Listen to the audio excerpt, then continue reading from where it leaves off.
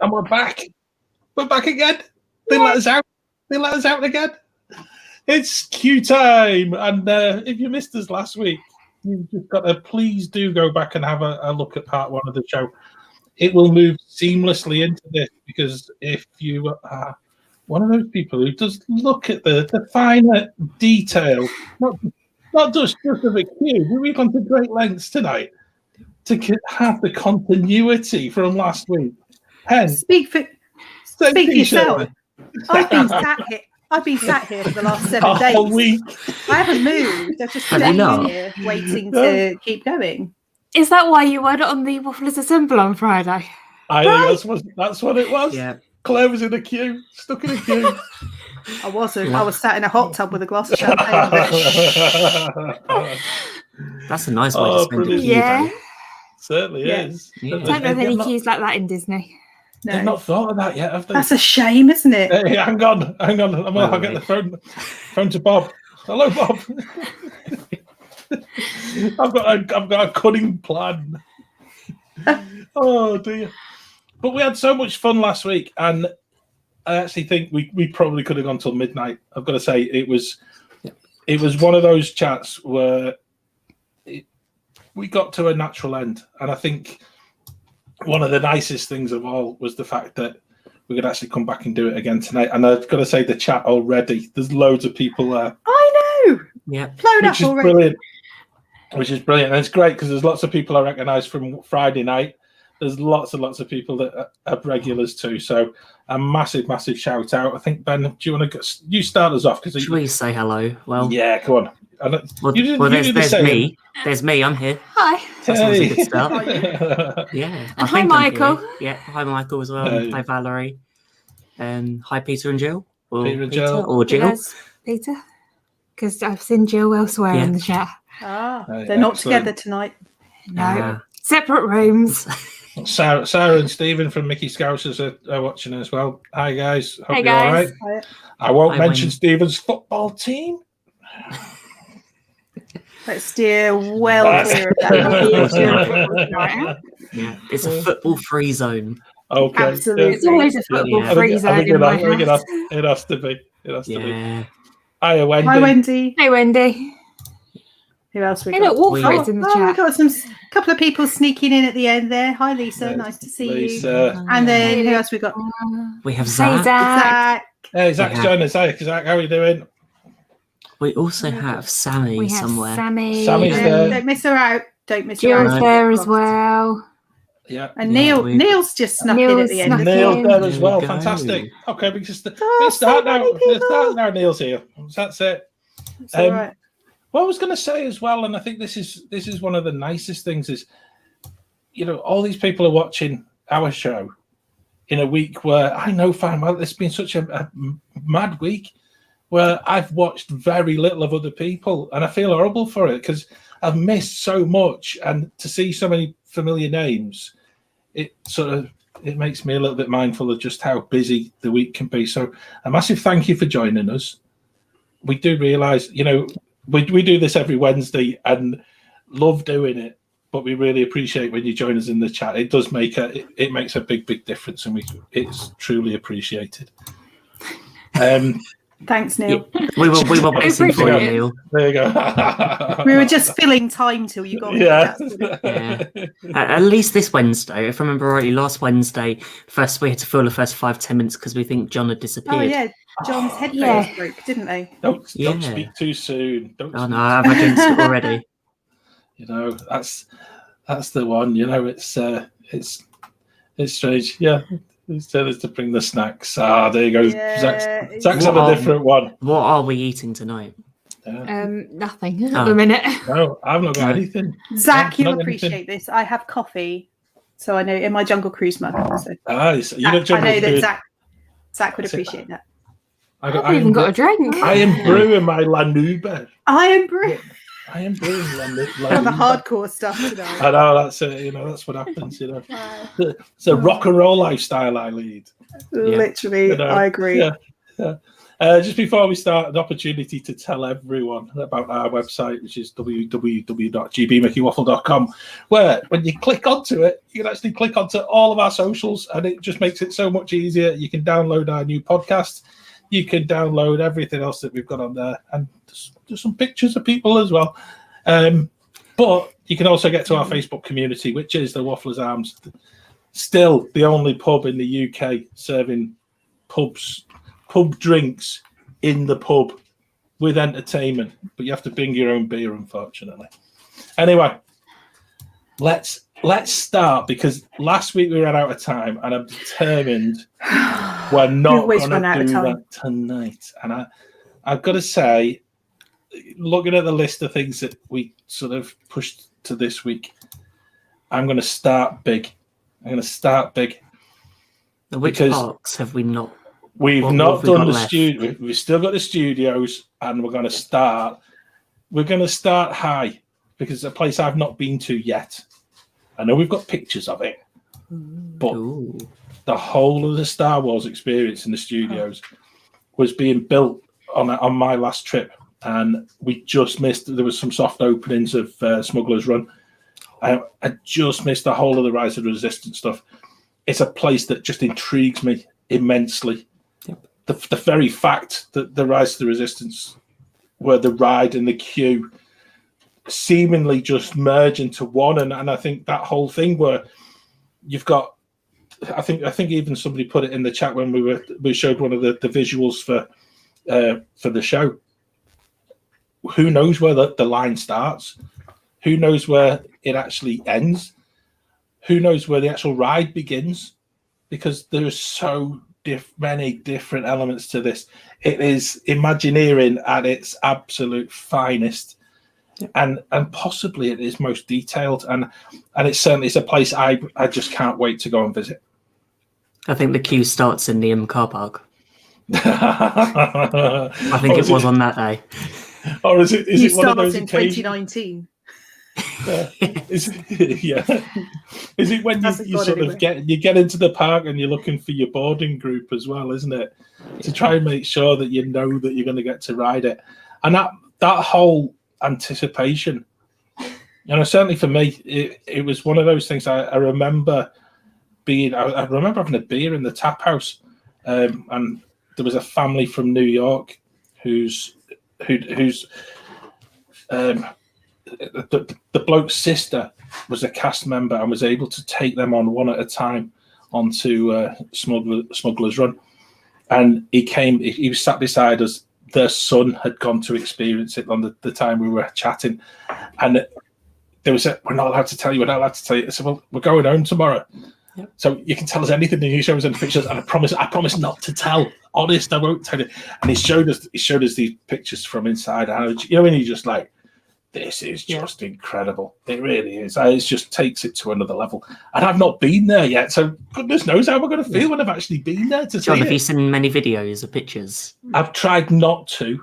I'm a big one for I want the experience of the ride when I get there. However, I've watched enough, and I've also just looked at the theming. The whole theming is it's impeccable. It really is, and I think you know, I know as we move towards sort of May the 4th and all of our little the little nuggets that we might leave within many of our socials as regarding May the 4th.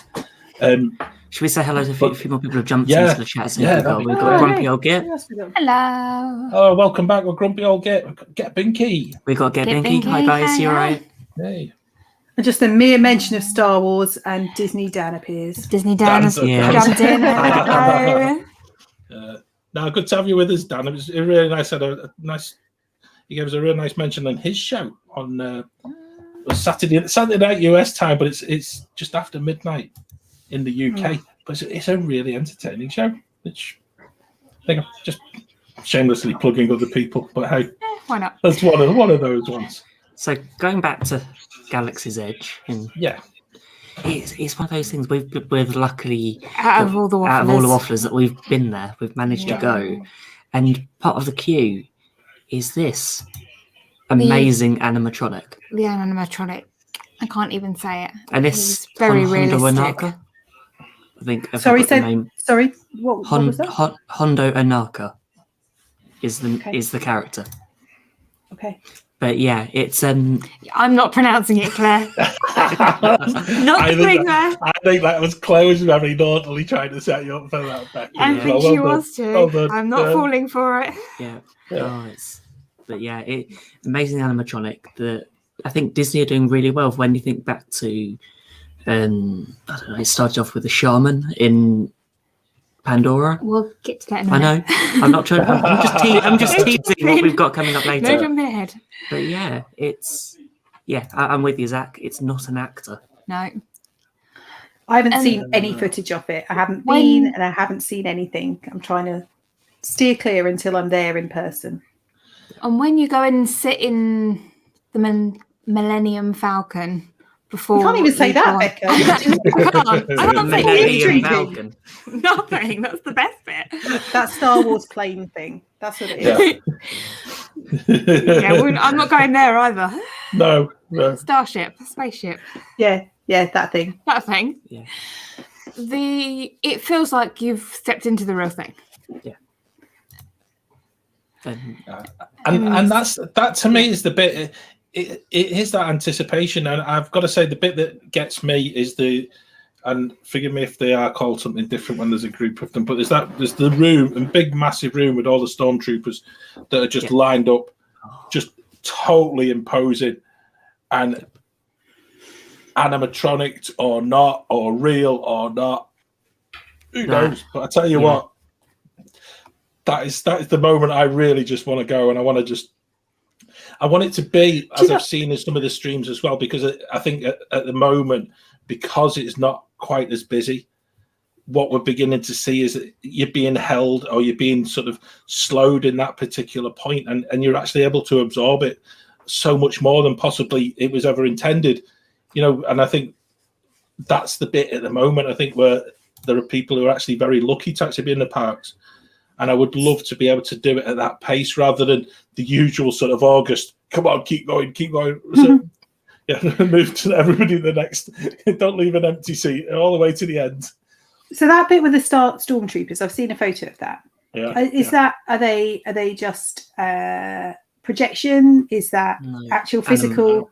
They're physical stormtroopers, whether they're animatronics, they all have empty different suits moves. do they actually move? Do you know? Oh, that's gonna. Oh my! Do you know what? Single heart is in my head. All I now want to do is go and push one of them, so they just will go over like dominoes,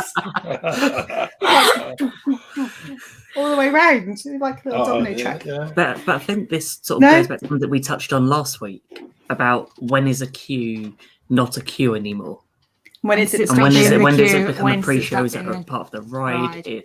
There's so much that I think has been elevated over Disney the past few years that things are now becoming the whole. As soon as you enter, so you tapped your fast pass, you've got into that sort of a queue. But the rest of it just starts from there. It's that immersion, that full.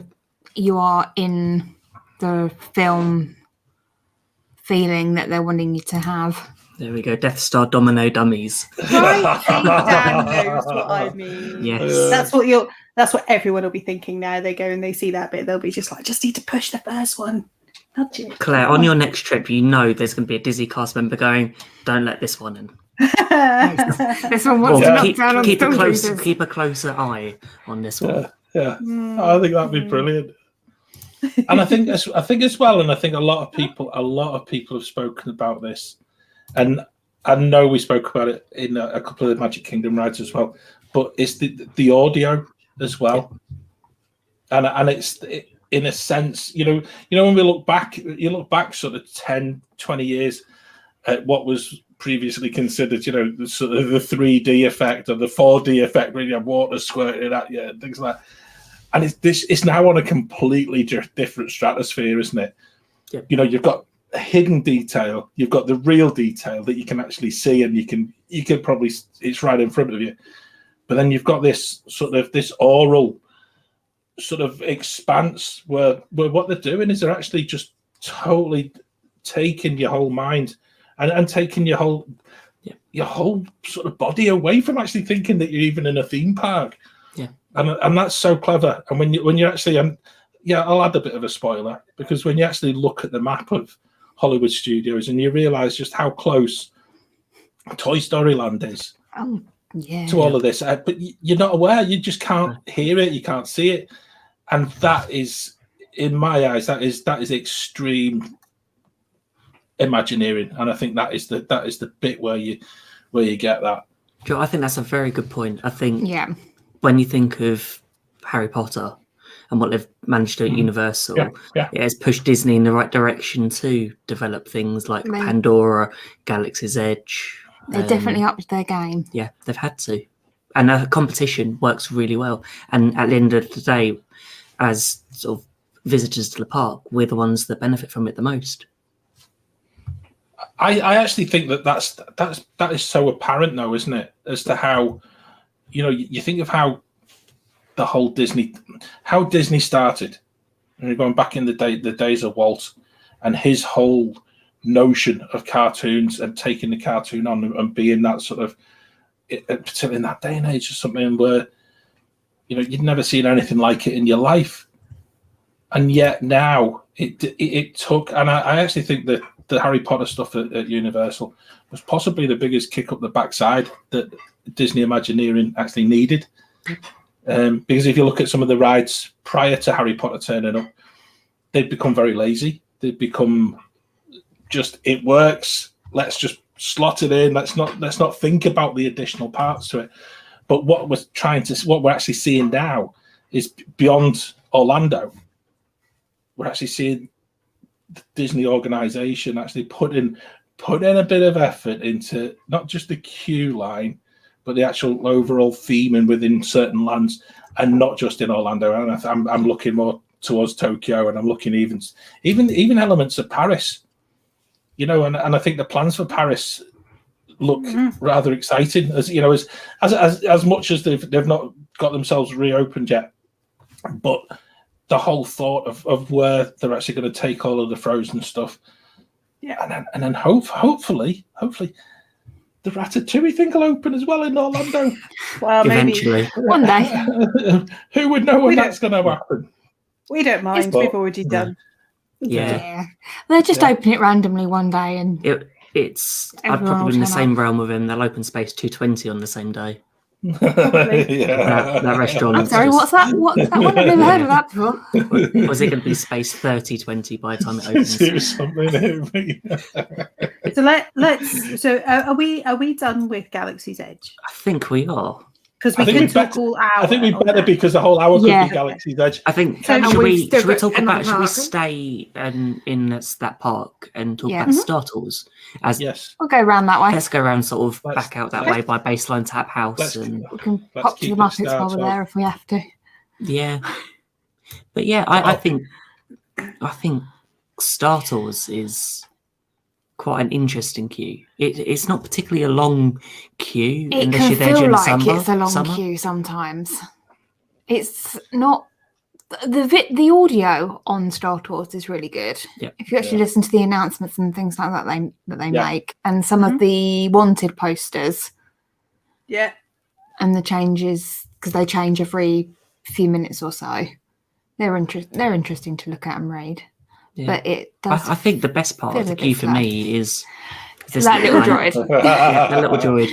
Just It when is funny. you see on the background what he's scanning, what he's saying, it just makes you laugh. If you've not seen him, just next time you go on Star Tours, just spend a couple of minutes just sort of listening to and seeing what bags he's looking through and what characters appear.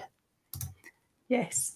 Absolutely. Mickey hats and Buzz Lightyears and all sorts. in there, and There's it's several hidden very Mickeys. clever. There's a few. Yeah. But it's And then you've got the again, is it a pre-show, the safety briefing that is iconic with that amazing sound that everyone knows from Star Tours, and the I think that bit of the queue, you think you're there, and actually you've probably got another 10 minutes or so waiting, but because you're in your line and you've got your glasses and you're watching a little video and Chewbacca's there, that whole thing.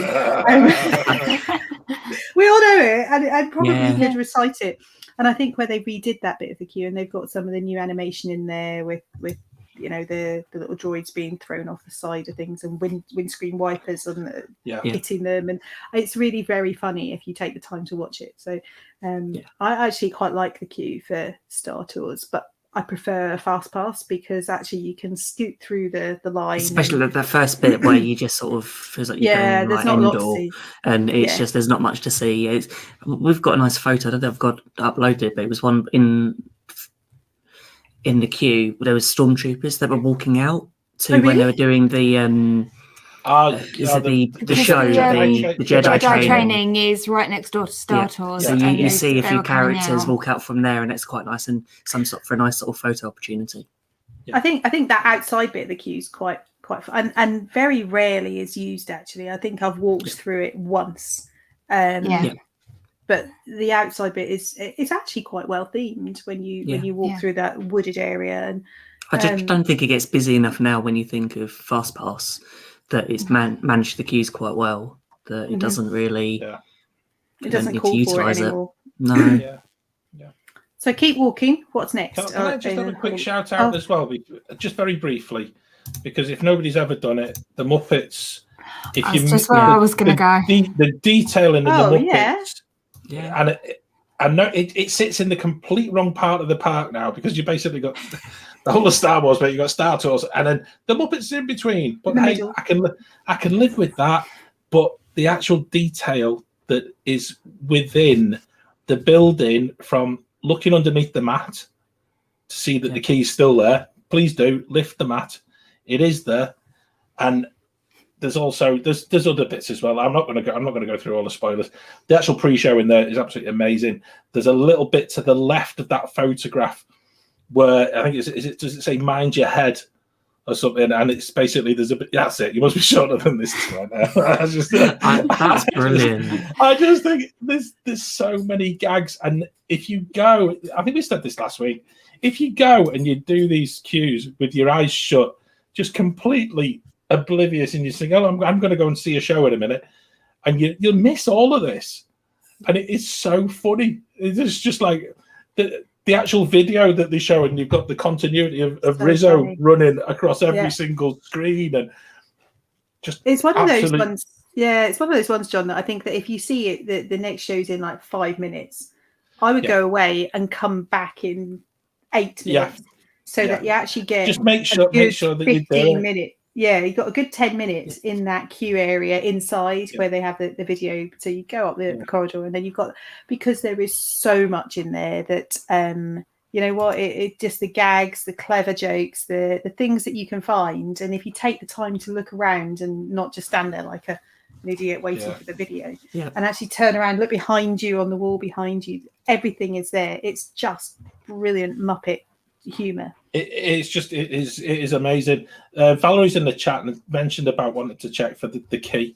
I know he's getting pushed along, and I think that is an issue in some respects, because I think what I've found us doing is I've told the kids that it's there, so we end up moving ourselves away from the actual entrance turnstile so that the kids can lift them and actually do it, because it's just such a funny gag, and it's always a nice picture. I lifted them out. It's just it's one of them. Can I also be really selfish? Because I think we mentioned this on Hidden Details, but the Pizza Rizzo restaurant, as you come out of the Muppets, do make the effort, even if you're not hungry, go on the upstairs, go and have a look at all of the pictures and all of the detailing that are on the walls of that restaurant. It again continues that absolute Muppet madness, and it's well worth it. I want to go back and I want to photograph each and every one of them, because actually I didn't, and I was quite fortunate that what had actually occurred was we were obviously at a quiet time and got to see more than we normally would. And then I watched a stream where, because of COVID, all the tables had been moved to different places, and you're actually able to see those other parts to it. So go and explore Pizza Rizzo if it's open. That's always my biggest thing, because it's always never open. Do you think they should do a crossover with Star Wars? Just, I don't know, Star Wars takeover of Muppets. Just the other way around. Surely the Muppets taking over Star Wars. Just because then, I don't know. I'm sure they've done something like that. Muppets Lost in Space. That's the one, isn't it? They do But no, that would be great. Brilliant. But yeah, that's just a little aside, because I think there's lots more in the studios. Where do you want to go next, guys? I think as we go round, is there something for Frozen on the way round? No, not really. It doesn't really have a queue. It's very sort of. It's that. That's it. Yeah. Probably world's most boring queue. It was the world's most boring queue, especially when you're first in. So you don't even have the pleasure of being able to watch the screen. The thing is, you've just missed like the show before.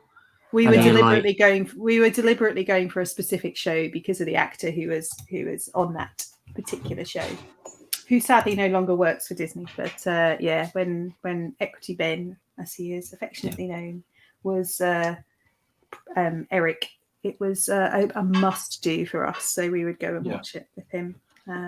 So we were in first, so we could get to the front and sit in the Equity Ben section. But that can't happen. Can I then just roll into the mix then, just simply because I'm completely selfish, and I will always talk about this, is the fact that there's never a queue. There's a film at the end, but the best walk-through and experience in the whole of Walt Disney World is one-man stream. Oh, absolutely.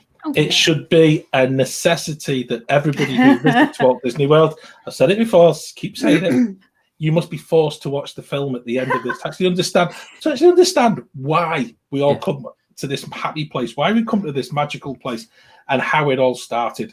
And I know parts of the inside have changed over the past few years, with bits going back to California, including Walt's desk, I think, as well. Yeah. But it is just it's a must-do, and for a lot of people, simply because they changed the film at the end to do the latest Pixar short or the Pixar trailer, which I think is sacrilege. But hey, who am I to complain? It's a must-do for us. Every single trip, it's a must-do, and it is just the most beautiful place to actually remember why we all visit Walt Disney World. And I don't think that walkthrough is a queue at all. I think that's part of the attraction for me. It's the whole experience. I was looking for an excuse to get it in the show. No, I don't accept your excuse in any way, shape, or form. John, I agree that I think what should happen, I know Disney could do the Magical Express, but it should be that they have to divert off and do one-man stream before you get dropped off at the resort. Do you think we could just put the film on the Express? But they can't, because they're not having the Magical Express anymore. But yes, that would have been the perfect film to show on the Magical Express on the way from the airport. But you know what? It's still out for a couple of months. It's still there. Yeah. They haven't and who knows what they're going to do afterwards. I can't deal with the film because it makes me cry. I sob like a baby every time I watch it. So thank goodness for sunglasses. That's all I'm saying. It's just the film itself is just a magnificent piece of history. Brilliant. And I can't direct enough people towards it. I know I get boring about it, but hey, we're half an hour into the show, and boy, have we still got loads to fit in. Let's keep walking around. Let's keep walking around. So I think we're doing my done anything in Disney Toy Story World rather quickly. No. That's when they're over by one man's dream. Might as well Let's do quickly pop into Toy Story Land. Absolutely. Slinky. Oh, it's cute. There's some really cute little signs. It's quite a lengthy queue often, but they do have those lovely sort of spritzer fans for when it's hot. So you do get sprayed with a little bit of cool air. But you do get people loitering in that area, and I wonder, whether they could have done with a little bit more shade in that queue. Do you know something? Yeah. I had a word with the kids last week before we did the show, and they were quite surprised that I was wanting to talk about Slinky as a queue, primarily because they said it's the one that you're most going to get sunburns in. Yeah, because there isn't the shelter. No. I said, why you want to talk about that? And it's actually it's all of those little gags that are there. The board was squeaky on it, and it's like and again, you'll miss it because it's at the bottom and the grasses have grown a little bit. It's a do not use in water, and it's a bath toy, and it's just like I love stuff like that. It really amuses me. I think it's really clever, and it enters that whole Toy Story sort of Toy Story mania. The gags of what Toy Story is about. I think as well. I'm not a great lover of the swirling swirling saucers. Teacup type things. I don't think that's a great one. It's not very well themed as a queue. However, we won't mention the acronym. It's a lot of fun. It's a good ride. Yeah. But Toy Story Midway Mania, the queue for that. And I would also say the original version of the queue. Absolutely. In particular. Go on, Claire. It's a top 5 attraction for me, without any question. And the queue is fantastic. I know number one, it's air conditioned, which is always a positive, especially if you've been stood in the Slinky queue. But I think that animatronic, the Mr. Potato Head animatronic, was just it's pretty groundbreaking when it first opened, and it's fun. You can spend ages listening to him, and then they opened. Is that from the third track? Ben? That is, The third track. Actually, no, that's the first one. Oh, is it? When they opened the third track, that's got some fun theming as well. Obviously, it's designed to look like Andy's bedroom, and I just think it's clever. I think it's clever how they use size and they use that's almost forced perspective to make you feel like you're a toy. I love it. I think it's really great. Yeah.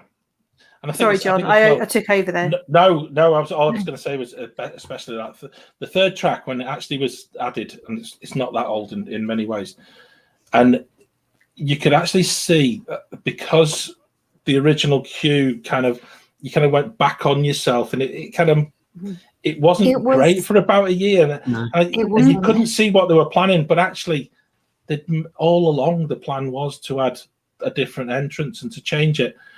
But the third queue waiting area, as you entered into Andy's bedroom, and there's a plug socket way up in the wall. It just looks massive.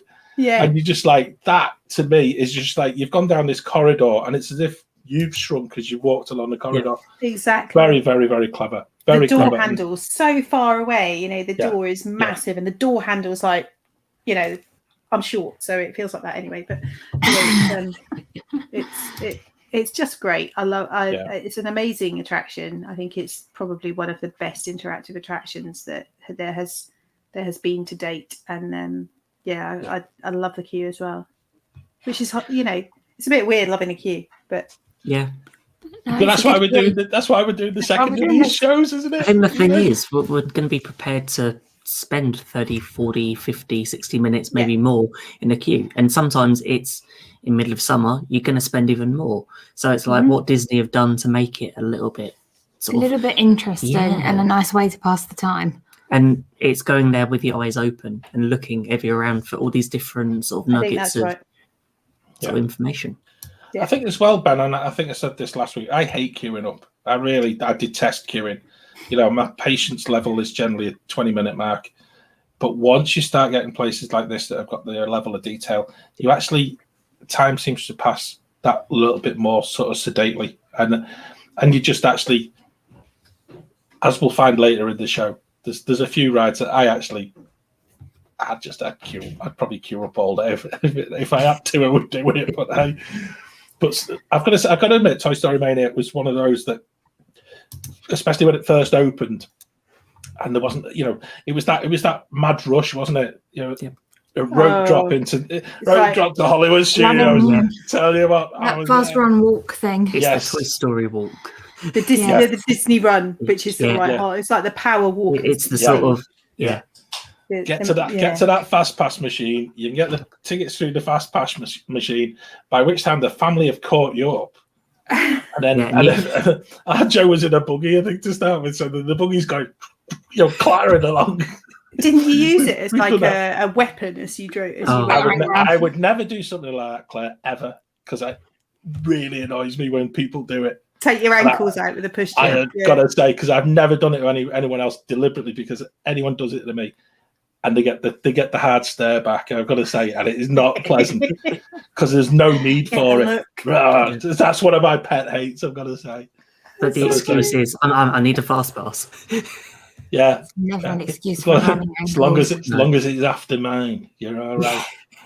Yeah. So, can I just throw in something that a queue line that's not there anymore, but I think was probably quite good actually, which is John's T-shirt is giving that away. So I think the Great Movie Ride queue line. Yeah, I really liked that because there was those little things from there was the horse from Mary Poppins, and as you went round, there was memorabilia from movies, and I think that those things.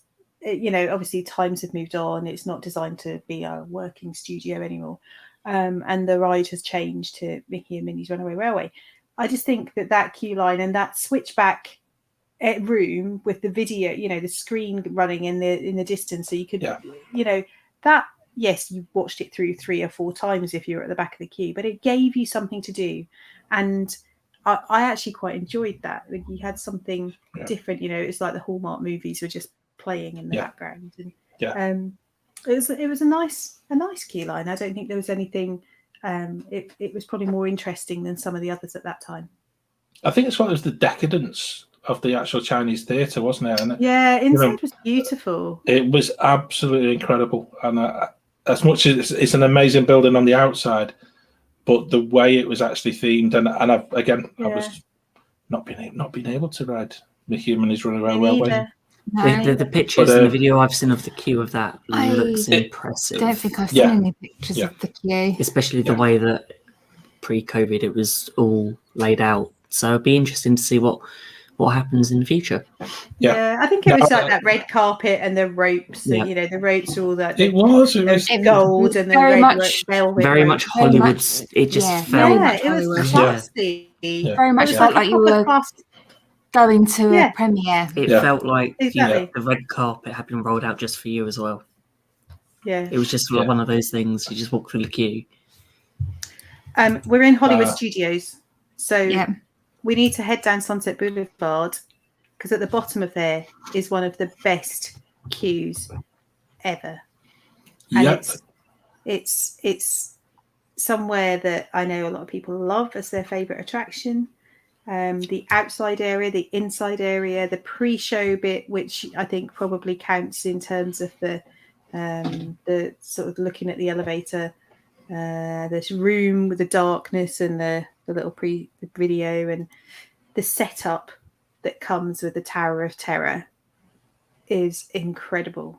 It just, if you miss the queue, you miss the point, in my view, in this particular one. That if you get the chance to spend the time and look at all the little things that are there, all the dates and the newspaper sitting there, and they're all so cleverly themed that I love the queue line, and both in Orlando, but also in Disneyland Paris. It's every bit as good. Yeah. And that pictures from Disneyland Paris, and that chap, he wasn't one of the cast members. It was just, just so you know, That was It looks like he would fits perfectly. And if you're watching and you're that guy, get in touch. I apologise. When Paris are looking for new cast members, I think he's got a job sorted there. That lad, he really has. Yeah. Just one of those things that he happened to be in the picture, and it was like, oh, okay, yeah, no, you fit. So there is something about Tower of Terror. It's just, I know I've spoken about it, and it even from the queue time being 13 minutes.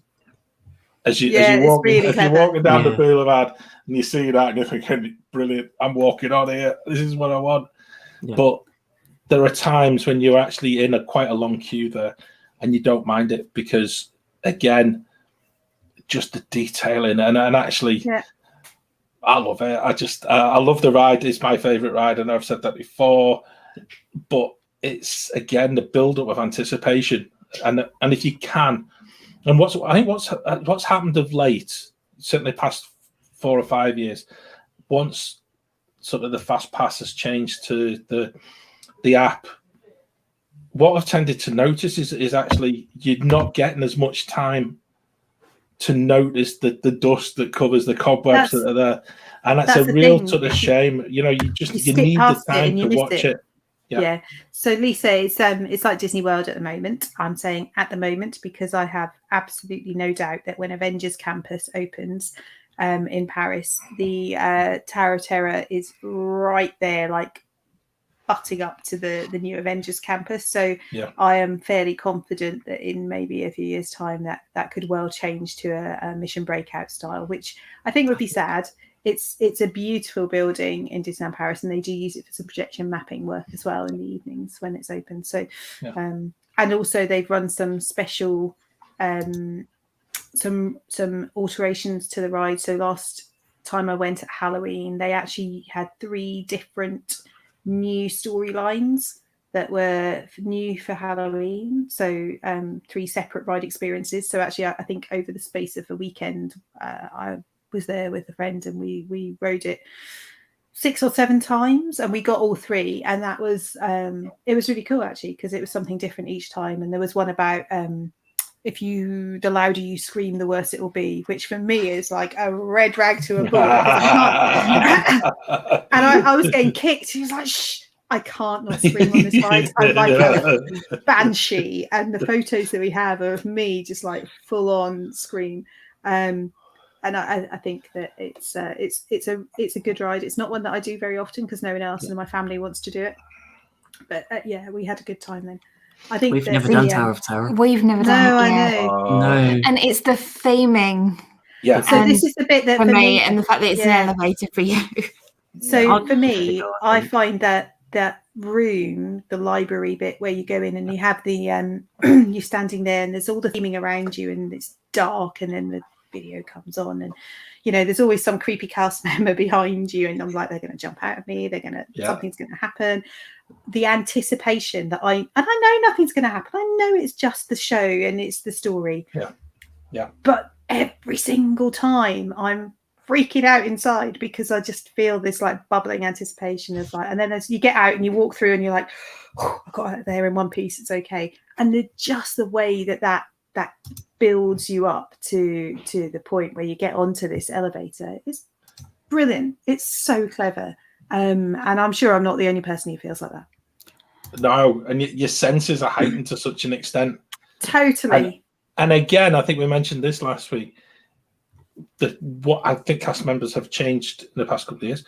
But if you get a cast member who is completely absorbed by the character and you get that, the doors closing and the cast member just goes, and they just lean right in, and it's one of the most spooky things, and I love it. It just adds to every single bit of anticipation, and that's the start of the ride.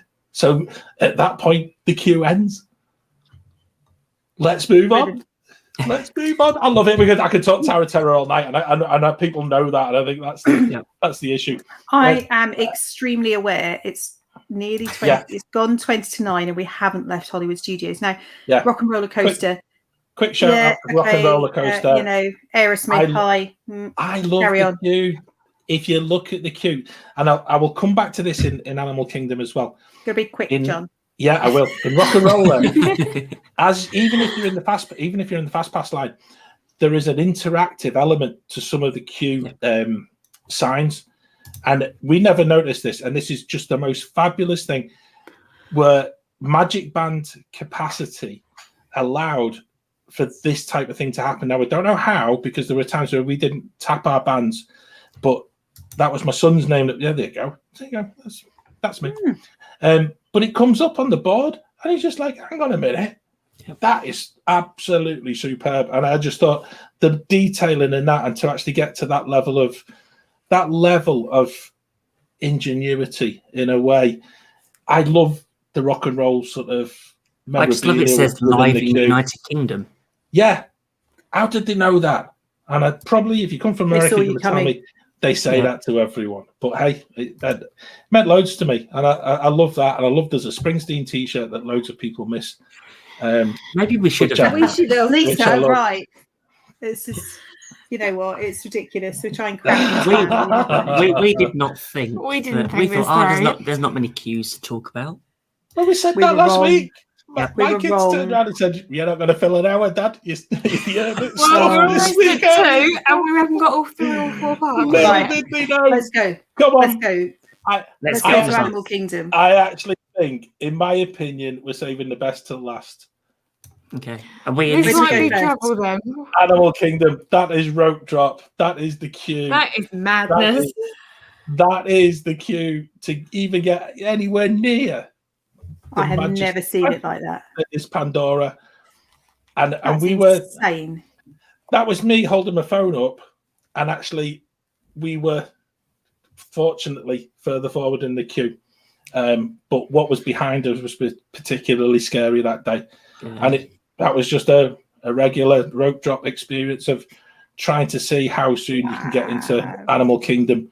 Because if you do it for rope drop, you know that you'll get on Flight of Passage, and you'll generally get Navi River done before 10 o'clock. And I'm going to admit, and I know I've said this before, I have never done the standby queue for Flight of Passage.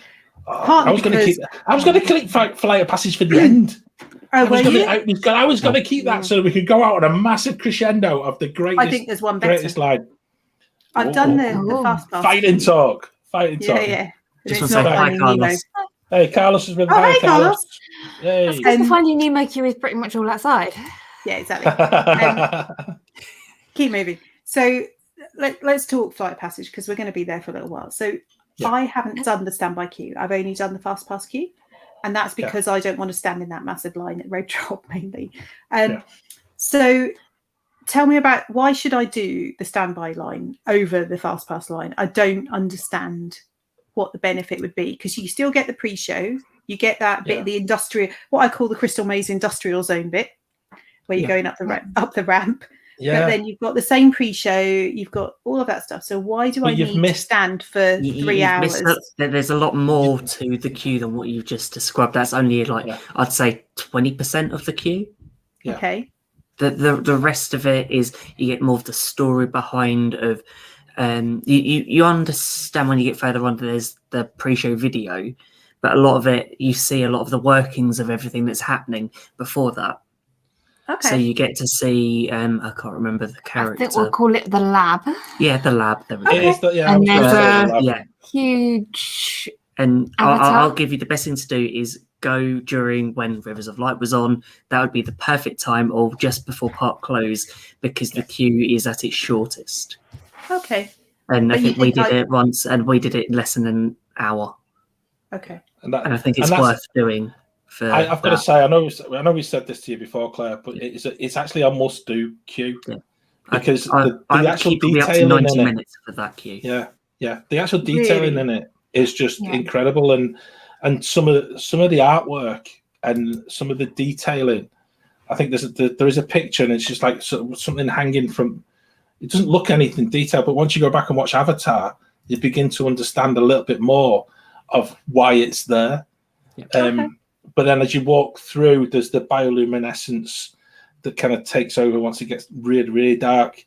and you go through a little zigzaggy bit where it is just looking at sort of planting that just is replicated within the ride, and then you hit the lab, and then it suddenly all becomes as if you're immersed within the film for the first time. It's step by step by step, and I actually think that comes from as that whole entrance in towards Pandora is in my eyes, and yeah, if it's busy like it is part of the queue. But as you sort of funnel into it, you cross the bridge, and you suddenly become aware of the detail and the actual, not just Imagineering, the sheer. That's the one, Ben. Just the sheer detail that they've taken to in order to make this something that is not a theme park. It's not that just blows my mind every time I see it. Yeah. You don't feel, I think I said it earlier in the show, you don't feel as if you're in a theme park. You're completely shut off. Once you walk past the Nomad Lounge. See, that's my issue. Getting past the Nomad Lounge. I struggle with that direction. Come in past the Lion King. But once you get beyond the bridge, everything changes. And like we said about Star Wars, the sounds change, the smells change, the planting that's there is different, and you suddenly become aware that you could be very organic, isn't it? That area, it's very organic. It's very natural, and in a strange sort of bioluminescent way. But it feels like you're in a organic nature park, not a world one, another worldly one, if you know what I mean. And it feels like it's not being created, it's just there. I'm not explaining this very well, my words are failing me, but it doesn't like it's a natural part of the world rather than man-made. Exactly. Thank you, Becca. But I think that's where the fast pass line, Claire, does it such a disservice, because it always felt to me the fast pass line feels industrial. And it does, and that's what I was saying. So you actually feel, if once you watch the film, you have a different empathetic effect on you if you go down the industrial route, as opposed to if you go down that organic sort of Pandora through I love that as well. It's just on a wall, and it's the greatest selfie wall you can actually think of just before you get channeled into whatever queue you're going into. And then I love that. I love that part. Move around now. Yeah. I wonder, and this is possibly a really inappropriate thing to say, but I'll say it anyway, because hey, it's nearly 9 o'clock in the UK. I wonder if they'll get rid of the line, where he always says, and you're thinking, oh, flipping it, we're here for another 5 minutes. You're all infected. Yes. Well, that's not going to go down very well in this particular current climate, is it? Just scanning you all. Change that altogether, will you? I've taken enough government tests and all that for work. Let's change that. Let's change. Don't scan me. Don't tell me I'm infected. I've been vaccinated. I'm okay. Yeah. But we were in that queue once, and just ahead of us there was this little boy, and when they spray the disinfectant on you, he had a complete meltdown. Completely freaked him out. Oh, to be fair, everyone's probably queuing up just for that bit now. Disinfectant. Spray me. I think we just need it. We got all this sorted. They got the Dr. Jackie Ogden onto this about 12 months ago. Yeah, we'd been sorted. The whole thing would have been done and dusted. Disney World wouldn't have closed. They'd have kept it open. You just have to go through Flight of Passage. Well, it's in the ride. Her name's Dr. Jackie Ogden, but in the film she's got a different name. Yeah. Same actress. Different name. Oh well. So obviously she's got a sister. You've established that Flight of Passage queue is good. Yeah. It's better than good. It's beyond good, I've got to say. And I've got to. What about the ride next door? What about the?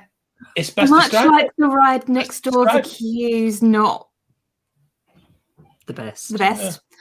There are some little information cards as you walk around about all the animals of Pandora that you see on the ride, which are quite educational. They're quite interesting. All of them. A lot of those names have sort of species appear in Flight of Flight of Passage as well. Passage. So when you're sort of having that video, you can see them like the key species that sort of appear. So the sort of story, the continuity is all there. Do Navi River Journey first, gather the information, and then go on Flight of Passage. Don't do it the other way around, ever. No, because if you're there for opening or you're there at park closing, you have to do Flight of Passage because it's the best chance to get on without a fast pass. Or you take advantage of the fact that the rest of the park is dead and go on Everest about 5 times. Are you talking about Everest? See, this is the queue line. That part of the park. Well, nice segue, Becca. Or should we head down to Dinosaur instead? No, let's not. No. So, Expedition Everest queue line, in my opinion, I think is the best queue line in all of Walt Disney World. It is so good, so detailed, so clever. The level of information and research that was done to be able to create that queue line, let alone the attraction, is outstanding. I mean, it's incredible, the amount of detail in there, and the story, and all the nods to how, actually these adventurers, and they're going on these expeditions, and all the things that you see as you go through that queue line. So I have done standby line, I've done the fast pass line, I've also done the single rider, probably more than anything else. But I think that the whole experience from when you walk through the turnstile at the beginning of that ride queue is outstanding. And it's a ride I love. Not all people in my family agree with me. And Valerie, you're absolutely right. I don't want anyone pushing behind me on that. I want to be able to spend the time looking at all the things around me. And often the queue is not that long, so you don't get enough time, which means you have to do it again. Yeah. See, I've only done Everest once, and I was so nervous. I was just trying to get through to the queue to the ride. This was first thing in the morning. First thing in the morning. So there was no one in front of us. Nobody there. So I wasn't stopping to look at anything, despite the fact that I know you'd said that the queue was amazing. I just needed to get on the ride. Do it. And do it. This is the first time It's first and only time I've ever done it. I will point that out. I will do it again, and I might stop and look at some of the bits and bobs. And it goes time. with the fast pass queue. Does cut quite a bit of it out as well. It does. And that's the thing. I think with most attractions, you need to do the standard regular queue before doing fast pass. I know that's difficult it's not when the you're same thinking for everything, but I think there are a couple of attractions where that really does help to do the standby queue. So obviously Flight Passage, I got it wrong. Needed to do the standby queue. I think Everest, Tower of Terror, someone earlier on mentioned Kali River Rapids. That's also Carlos. There's Carlos in the chat. That's a very the Kali queue is incredible as well. But John, what do you think about the Everest queue? I love the Everest queue, and I know loads and loads of photographs that I've taken. I've got from one evening that I spent, and I think it was probably the first year of Rivers of Light, and they'd shut the fast pass line. You were able to just walk through, but I'd started taking pictures of all of the exhibit boxes as you go, and I've got tens of thousands of photographs of Disney, and it's the one thing for this show I really regret I've not been able to find it. And it's just, again, it goes back to the detail. It goes back to the fact that you are questioning yourself as to reality, or is it fiction? Not just about the Yeti, but about the things that they are telling you within the queue about certain expeditions that have actually gone in search of the Yeti. And the evidence that the evidence they're actually providing for you, you're thinking, this is real. Absolutely, it's totally believable. And I really think that to be able to do that, and to be able to merge what is a queue line, and to blur fiction with non-fiction, and to blur the whole Everest story with the Yeti, and to be able to question everything I just think it's the most incredible thing. And I've watched quite a lot of things about Everest, and a lot of the spiritual parts of climbing Everest up from base camp and the prayer flags, etc. Yeah. And they have remained so true to that's it. The research that was people done. in Nepal. I really goodness. take my hat off to it, and it really is. It's one of those queues that you can't. As much as I love the single rider queue, yeah, it's great, but actually, a good 40-minute wait through and looking at it, every single exhibit and being able to do it, it's one of those rides. Like I said earlier, I might have a tolerance of a 20-minute queue, but this is one where, as with Flight of Passage, the longer you queue, the more you actually begin to see, the more you actually begin to love, and actually you'd never really want to be in the other queue again, which is bizarre for me. I'd go so far to say that maybe for Expedition Everest, I think, and this is quite controversial because I love the ride experience. I actually almost think the queue is better than the ride. That's controversial. It is. Okay. I would quite happily stand in the queue for 45 minutes, skip the ride entirely, just go to the gift shop, because that's also amazing. The gift shop is brilliant. The gift shop is like the best gift shop ever. Is that another Wednesday show? Yes, it could be. It could be. Can I just say, Valerie, I'm totally with you about the Disco Yeti. Yep. I really, it, as much as it annoys me, I would much rather that the riders stayed open rather than trying to rebuild and redo something that was inherently broken when they actually built the flipping thing. Yeah. But the gift shop, if anyone hasn't seen it yet, if you come off the ride and you go down those steps, don't you? And you go to the left where you then get the view. But there's a set of plugs just on the wall, and there's about 400. It's like that National Lampoon's Christmas Vacation when he's got every plug in the house plugged into one plug, and it's just like strip after strip after strip, and it's got it, and it's just the detail in the shop. It's so brilliant. Meets exactly everything else that you've seen as you've gone through, and it's like you've come back in, and it's like a more modernized thing because it's a gift shop, and yet they've kept the theme in. I love the gift shop to the very, very end, and I think that's another thing. Yeah, when you're in the gift shop, look up. That's what I would say. But I think for that attraction particularly, whilst it's an amazing attraction and the ride is incredible and it's a brilliant experience, I think that a 45-minute walk around that queue is probably more enjoyable for me. Yeah, probably be more enjoyable for me as well. I've got to say, I love the whole ride, and if anyone hasn't done it and is a bit of a coaster junkie, then ask to be front row as much as you want, but the back row is the best. And the back row is amazing. Ask to be at the back. They will let you do it. They're very, very nice, and the cast members have been absolutely brilliant. And it is one of those ones that once you've ridden at the back once, that whole thing about that whole bit about sitting at the front. No. Yeah, I think that goes for a lot of roller coasters. I don't like sitting at the front anyway. I don't like seeing where I'm going. I like to be able to look down and see a seat in front of me or a person's head. Yeah. The thing I like about photographs. That's it's quite fun on it's quite fun on Everest in terms of because quite often I do single rider,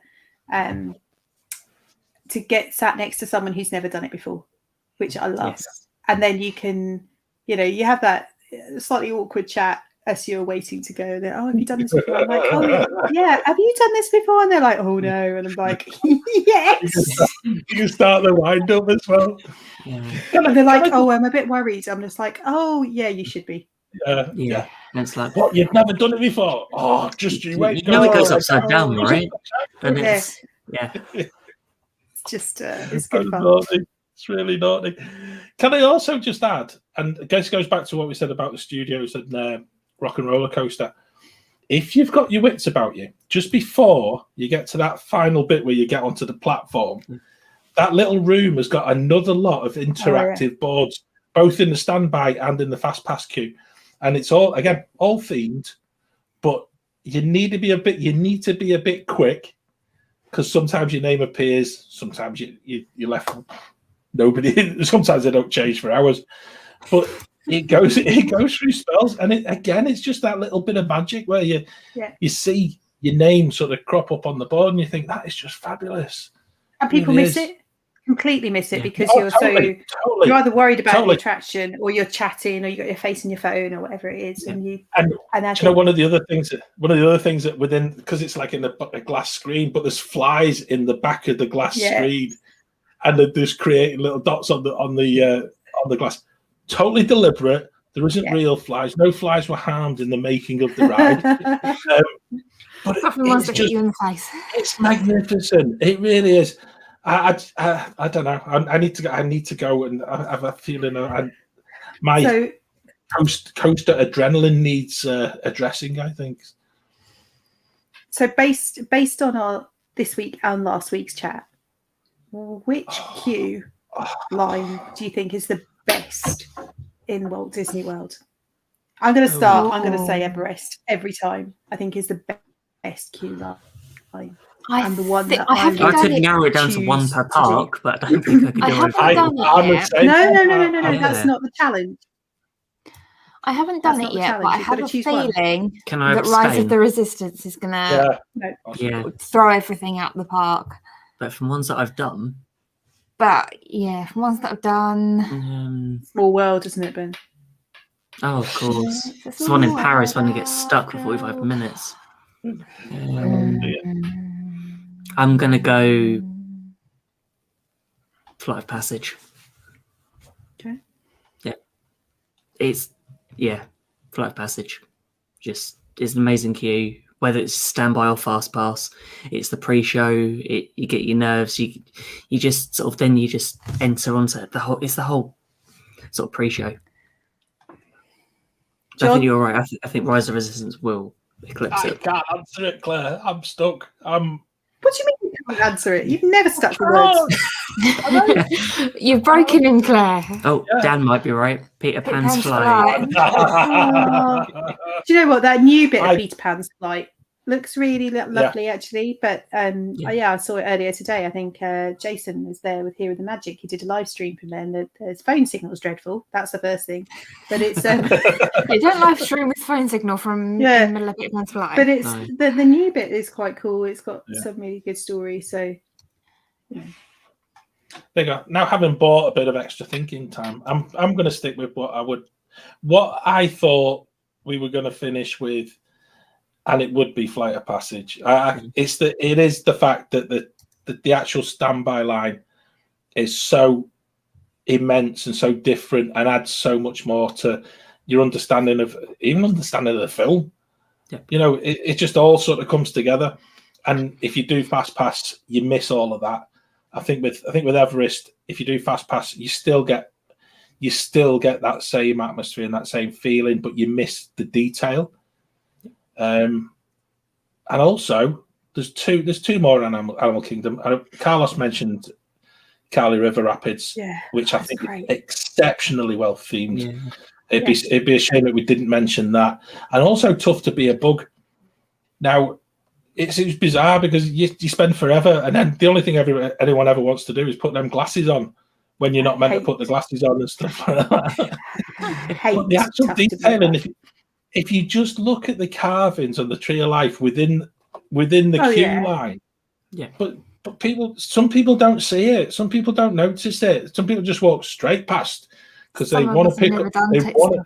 They want to pick up the 3D glasses, and until they got the 3D glasses on, their ride experience doesn't start, and that's hideous. That's an attraction I can't deal with. I can't deal with Tough to Be a Bug. I don't do bugs. I'd love to go to Cars Land and see what Radiator Springs race. Yeah, Heather, that sounds really good. One for the bucket list. It's 9:10. We've done it again. We've done well there, though. I actually We've done well. We did very well. When it got to like 35 minutes stick and we're to still an in Hollywood hour. Studios. 35 minutes, try 50. We can't That's stick to. fine. What is wrong with us? We can't stick to time. I think that's a good thing because I think we're talking about something that everyone else in the chat's picking up on. I'm glad And there's it's only like- 4 of us. If all of us were here, we'd be here till goodness. midnight. There could be a whole sort of 24-hour podcast about it. But let's not go there. Don't get any ideas, John. Yeah, I won't. I think as well, and I think this is the other side of people in the chat. We've been talking about something we feel so passionately about, and we've only been talking about the queues. and we've all openly admitted that we hate queuing up, and that is why we actually love going to Walt Disney World and going to Disney parks throughout the world. It is such a complete joy to talk about that bit of detail that maybe some people just don't get, maybe some people don't notice. But for everyone who's joined us in the chat, a massive thank you. We really appreciate everything you said. Sammy is there, also wanted to mention about the fact that Tower of Terror is definitely her choice for favourite queue line. I had to be very careful there because that's still my favourite ride of Flight of Passage. Is so close. I'm really. Do you know what I think we should do? I think Go that we should put a question in our socials, but in the Mickey Waffle community page, in the Wafflers Arms, and also on our Instagram and Twitter, and ask all the people who interact with us and who are part of the Wafflers Arms what their favourite queue line would be. Definitely. I think that'd be fun to find out. Yeah. Do a little poll. Yeah, I'd love to do that. That's definitely. As long as you're allowed to choose from one in each park. No. Well, also leave the option. It's me that breaks the rules. We'll put a poll up and then you can vote for more than one. Yeah. Yeah. Oh dear. It's so difficult. And actually, let's wrap up because I could keep talking about it all night because it's one of those things that this started if you remember, this actually started in the show when we were looking at hidden details. It was. We didn't was get that to my talk. concrete show? Was that the It one was the concrete and blood show. Yes, We the didn't concrete get and on. trash show. We didn't get on to talking about queues that night. See, you all laugh at me. You all laugh at me saying how much I love it. Thank you, John. John. That's thank you. Love that. It's just been brilliant. I love the fact that we can talk Disney and we can talk Disney way longer than anybody ever thought was possible. We knew it was possible. Yeah, and I've got to say, I'm just going to wrap up because we could be here for hours. Let's face it. Big shout out. I've already mentioned Jason and his lunch break show. If you've enjoyed our waffle, then we also stay up a bit late on a Thursday night because you have to in the UK. It's 1 a.m. Are you suggesting that Jason can waffle? No, but when you put him, Colin, we did share a waffle. Together, we did share a waffle with them. Yeah, with Jason, Carlos, and Colin. So if you haven't listened to that, you go back and listen to it. It's a good giggle. It is, isn't it? And that's over 2 hours long. Yeah. I'm not surprised. Yeah, they're on Facebook, 1 a.m. UK time every Thursday, 8 p.m. Eastern in the US. Yeah, don't stay up. It's not good for you. You're right Friday off if you stay up. I've fast learning that. But you can catch it up, but it's unmissable. Don't miss out on us waffling with them. Also, check out Dean at the Live Place, home of family-friendly podcasts and streams. Big supporter of ours, and just go and have a look because there's lots of other things out there. Final website check because we are at www.gbmickeywaffle.com, and you can get in touch with us on all our socials from there about things you want us to waffle about. We're back for a Wednesday waffle. Same time, same place to talk all things VIP tours. Ooh. Now, I'm looking forward to that one, Claire. I know, I can't wait. I've already got a list as long as my legs, so I'm just thinking, oh no, we might need a bit of a plan for next week. Yeah. But if anyone's listening and anyone's watching and's been on one of the tours, you want to share your experiences or photos, get in touch with us at Wafflers Arms. Let us know. We'll give you a shout out next week. You can join us in the chat, but if you've got some photos, put them in there as well, because it's quite nice to not have all of my photos coming up as well. It'd be quite nice for other people to have things to look at. But for you guys, this has been an absolute blast for 2 weeks talking about queues. Who would have thought that? The next time I'm in Tesco and I'm queued up for more than 5 minutes and I'm moaning my leg off, I'll be reminded by my kids that you managed to talk over 2 whole episodes on a Wednesday night about Disney queues. There you are. So, are we all set? I think we're done. I think we are. Thanks for watching, guys. Thanks for joining us in the chat. And until next Wednesday, or wherever you catch up with us for a different waffle on the podcast, on YouTube, on Facebook, we'll see you soon. And until then, waffle on. Waffle on. Waffle on. Waffle on.